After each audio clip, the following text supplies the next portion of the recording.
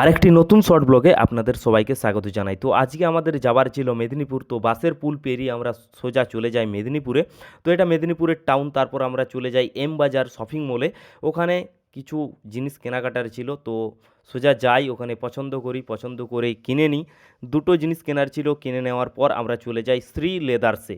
তো এখানেও একটা মানি পার্স কেনার ছিল, তো সেই জন্য শ্রী লেদার্সে গিয়েছিলাম। তারপর এটা দেখতেই পাচ্ছ, সেম টু সেম জিনিস একটা বাঁকুড়াতেও আমাদের আছে। তারপর আমরা সোজা চলে যাই একটা বিরিয়ানির দোকানে। আর এখানে দেখতে পাচ্ছ চিকেনটা তুলতুলে ছিল। আমরা 3 প্লেট অর্ডার করেছিলাম, কেননা আমরা 3জন গিয়েছিলাম একসাথে, তার জন্য 3টে অর্ডার করেছিলাম। মোটামুটি খেতে ছিল। তারপর রুমে এলাম, তোমাদের জিনিসগুলো দেখিয়ে দিই যেগুলো আমি নিয়েছি। এটা হচ্ছে মানি বাসটা, যেটা হচ্ছে 410 টাকা দাম নিয়েছিল। খুবই সুন্দর কোয়ালিটির ছিল, শ্রী লেদার্সের পিওর লেদার একদম।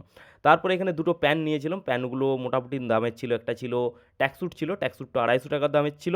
আর একটা শর্ট প্যান্ট ছিল, যেটা 300 টাকা